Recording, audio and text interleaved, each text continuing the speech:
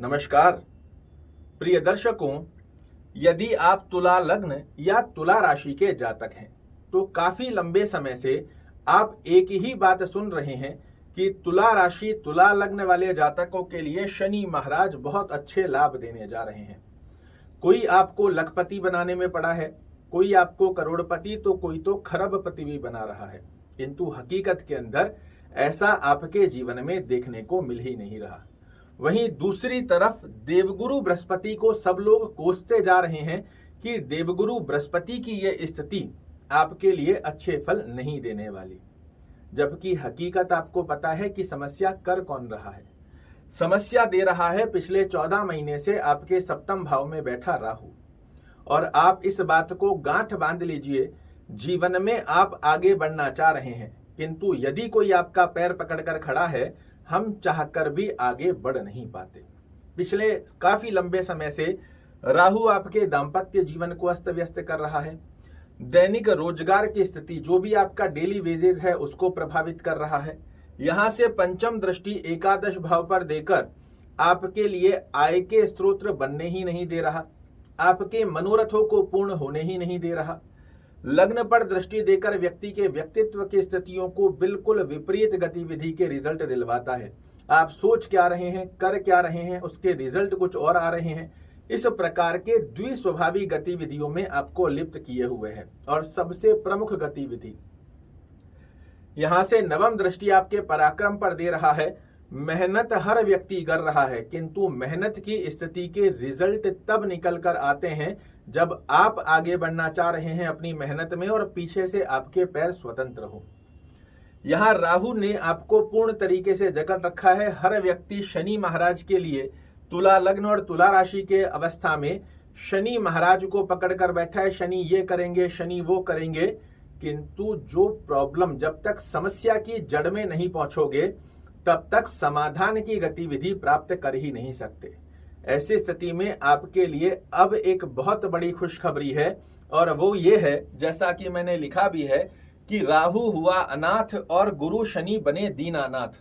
खुल जाएंगे किस्मत के द्वार जब शनि गुरु दोनों मिलकर देंगे आपको सफलता अपार। इसका कारण समझिए।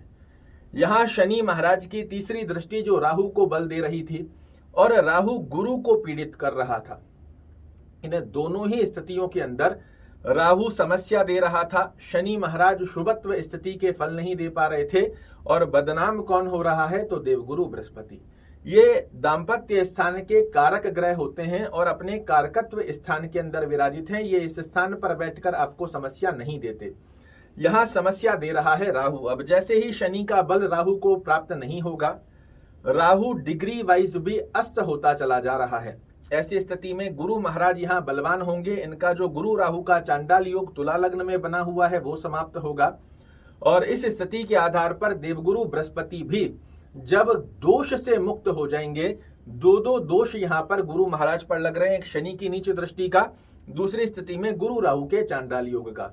जब देवगुरु बृहस्पति दोष से मुक्त हो जाएंगे, ये अपने कारकत्व भाव के अंदर आपके लिए नकारात्मक दृष्टिकोण की स्थिति को छोड़ देंगे, और राहु को अब आपका पैर छोड़ना ही पड़ेगा, और शनि महाराज आपको सफलता दिलाकर ही रहेंगे। इसकी अनुभूति आप अवश्य कीजिएगा।